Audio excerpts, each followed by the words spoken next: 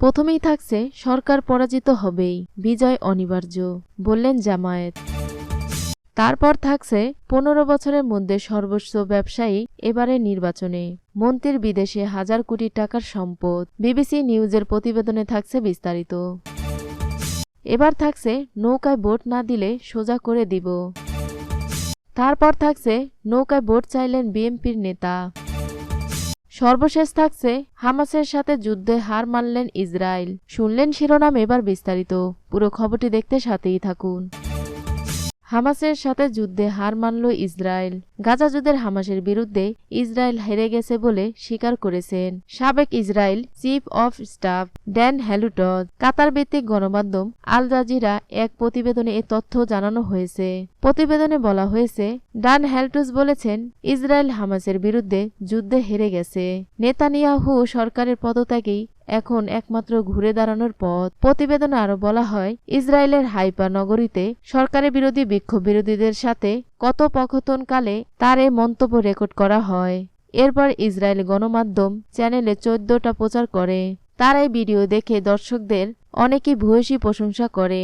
সরকার পরাজিত হবেই, বিজয় অনিবার্য, বললেন জামায়াত। বাংলাদেশ জামায়াত ইসলামী ভারপ্রাপ্ত আমির অধ্যাপক মুজিবুর রহমান বলেছেন, জেল জুলুম হামলা মামলা ও ফরমাশি রায়ে সাজা দিয়ে এই সরকার রক্ষা পাবে না।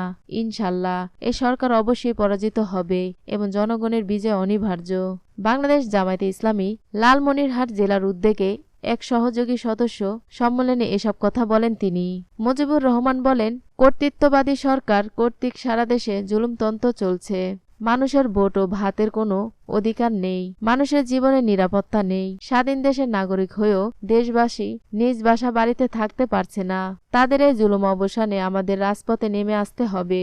তিনি বলেন, অবৈধ আওয়ামী লীগ সরকার বানরের পিঠা ভাগাভাগির মতো নির্বাচন আয়োজন করেছে। এই আয়োজনের বিরুদ্ধে কার্যকর ভূমিকা রাখতে হবে। সম্মিলিত লিফলেট সকল পেশাজীবী সহ সর্বস্তরের মানুষের মাঝে পৌঁছাবার আহ্বান জানাচ্ছি। 15 বছরের মধ্যে সর্বোচ্চ ব্যবসায়ী এবারের নির্বাচনে, মন্ত্রীর বিদেশে হাজার কোটি টাকার সম্পদ। বাংলাদেশের জাতীয় নির্বাচনে ভোটারদের আগ্রহ কমলেও ধনী কোটিপতি আর ব্যবসায়ীদের প্রার্থীদের আগ্রহ বেড়েছে অনেক। গত 15 বছরের মধ্যে সবচেয়ে বেশি ব্যবসায়ী অংশ নিচ্ছে 7ই জানুয়ারি নির্বাচনে।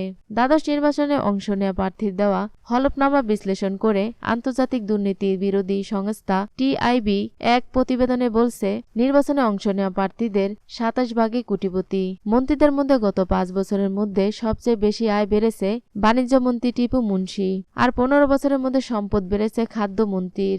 নাম গোপন রেখে এক মন্ত্রীর সম্পদের হিসাব তুলে ধরে টিআইবি বলছে, দেশের বাইরে ওই মন্ত্রী 2312 কোটি টাকার সম্পদ থাকলেও তা প্রকাশ করা হয়নি হলফনামায়। তবে টিআইবির এই প্রতিবেদনের প্রসঙ্গে নির্বাচন কমিশন বলছে, হলফনামার তথ্য দেওয়া একটা বিধান, এতে ভুল বা মিথ্যা তথ্য দিলে কিছু করার নেই নির্বাচন কমিশনের।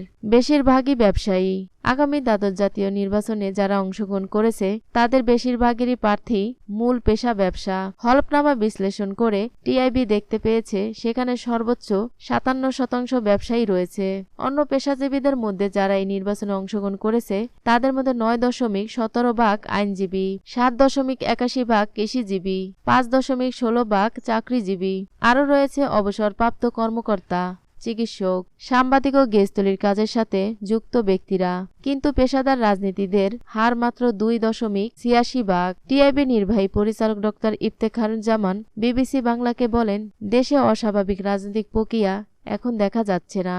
যারা ব্যবসায়ী হিসেবে রাজনীতিতে আছেন, কিছু ব্যতিক্রম ছাড়া তারা মূলত রাজনীতিটাকে তাদের ব্যবসায়ীর ঢাল হিসাবে ব্যবহার করেন। যারা নির্বাচনে আছেন, এটা তাদের বিনিয়োগ। জনপ্রতিনিধি নির্বাচিত হতে চান মূলত মুনাফা অর্জন করার জন্যই। নিউজটি সম্পূর্ণ দেখার জন্য ধন্যবাদ।